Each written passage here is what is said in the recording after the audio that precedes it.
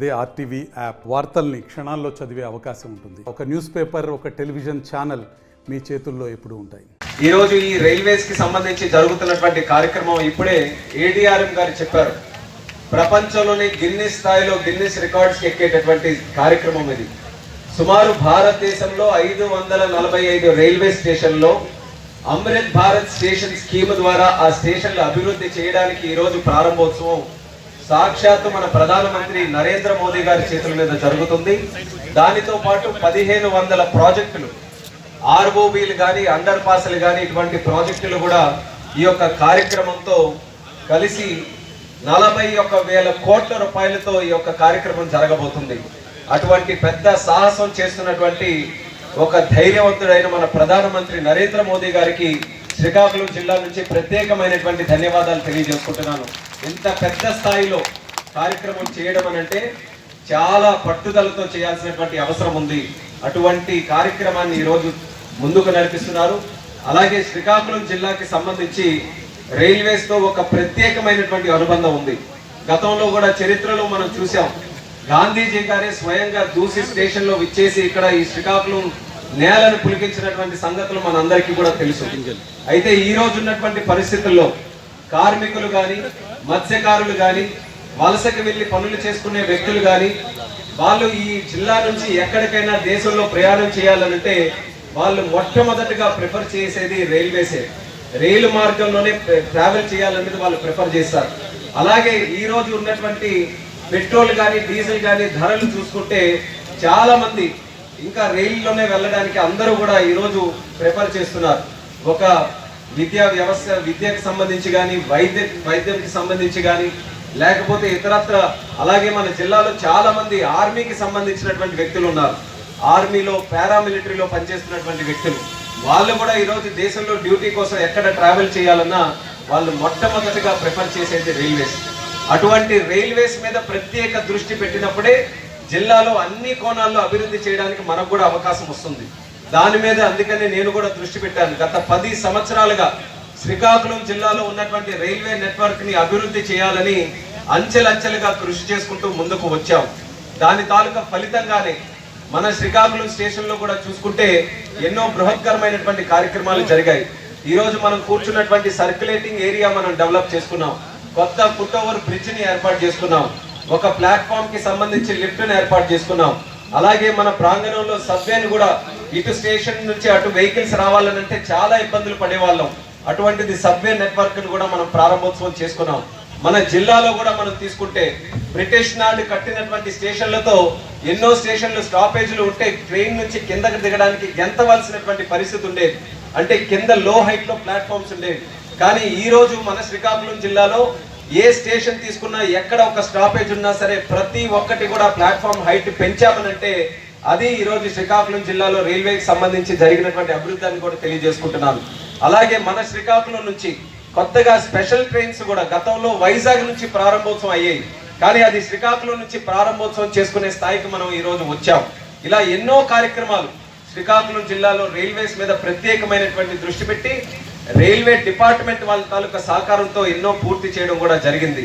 దానికి మరొక ఎత్తు ఈ రోజు ముందు అడుగు వేసే విధంగా ఈ రోజు శంకుస్థాపన జరుగుతున్నటువంటి కార్యక్రమాల్లో మన శ్రీకాకుళం స్టేషన్ కూడా అమృత్ భారత్ స్టేషన్ స్కీమ్ లో సెలెక్ట్ అయ్యి సుమారు 25 కోట్ల రూపాయల ఖర్చుతో నూతన స్టేషన్ బిల్డింగ్ మన స్టేషన్ కి అటువైపులు కూడా ఈ రోజు ప్రారంభోత్సవం జరగబోతుంది. మరి దానికి రైల్వే అధికారులు కూడా ప్రత్యేక ధన్యవాదాలు. ఆ రకమైనటువంటి ప్లానింగ్ తో ముందుకు వస్తున్నందుకు వాళ్ళకు కూడా ధన్యవాదాలు తెలియజేసుకుంటున్నాను. ఇప్పుడున్న ప్లాట్ఫామ్ తాలూకా ప్రాబ్లం మీ అందరికీ కూడా తెలుసు. నేరుగా మనం ట్రైన్ ఎక్కాలనంటే ఏ ప్లాట్ఫామ్ తాలూకా యాక్సెస్ మనకు లేదు. మనం ఫుట్ ఓవర్ బ్రిడ్జ్ ఎక్కాలి, సెకండ్ ప్లాట్ఫామ్ లో దిగితే అక్కడ ఫస్ట్ ప్లాట్ఫామ్ దిగినా సరే బ్రిడ్జి ఎక్కనిదే, మెట్లు ఎక్కనిదే, ఏ ట్రైన్ కూడా ఎక్కే పరిస్థితి ఈరోజు శ్రీకాకుళం స్టేషన్ లో లేదు.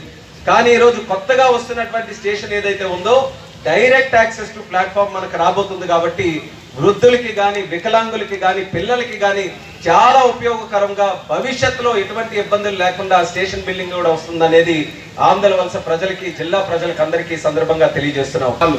ఎవరు కూడా టికెట్ లేకుండా ప్రయాణం చేసేటటువంటి సంస్కృతి మా జిల్లాలో ఎక్కడో లేదు. అత్యంత పేదవాడైనా సరే ₹1 ఇచ్చి టికెట్ ఎక్కేటటువంటి సంస్కృతి మన శ్రీకాకుళం జిల్లాలో ఉంది.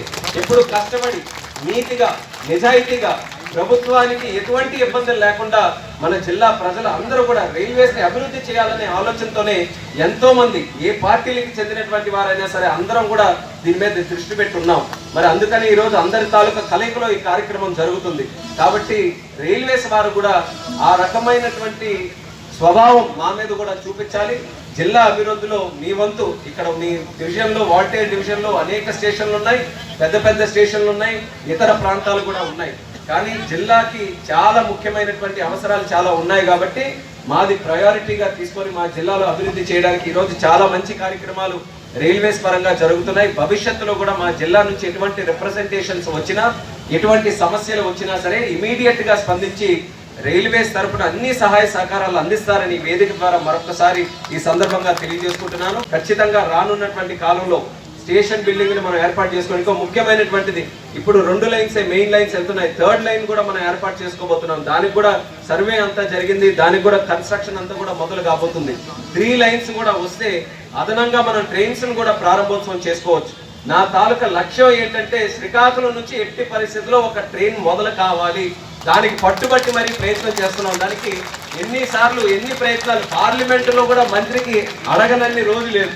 ఎప్పుడు అవకాశం వచ్చి ఒక ప్రశ్న అడిగినా సరే మా జిల్లా నుంచి ఒక ట్రైన్ మొదలు కావాలని చెప్పి ఎన్ని సందర్భాల్లో అడిగినా టెక్నికల్ గా రైల్వేస్ ఏంటి, మనకున్న వయసు అంత 36 సంవత్సరాలు, రైల్వేస్ కున్న వయసు 100 సంవత్సరాలు పైగా. అంటే ఏది అడిగినా సరే వాళ్ళ దగ్గర ఒక చక్కనైన సమాధానం ఉంటుంది. అలాగే మంత్రి గారు ఎన్నో సందర్భాల్లో టెక్నికల్ రీజన్స్ ఉన్నాయ్యా, అవి చేయాలనంటే అది జరగాలి, ఇది జరగాలి, అది జరగాలి అన్నట్టుగా దాటి వేసుకుంటూ వెళ్ళారు. కానీ ఎట్టి పరిస్థితుల్లో పట్టుబట్టి మన జిల్లా నుంచి ఒక ట్రైన్ సాధించేందుకు మాత్రం పార్లమెంట్ సభ్యుడిగా ఖచ్చితంగా నేను కృషి చేస్తానని జిల్లా ప్రజలందరికీ కూడా ఈ సందర్భంగా తెలియజేసుకుంటున్నాను.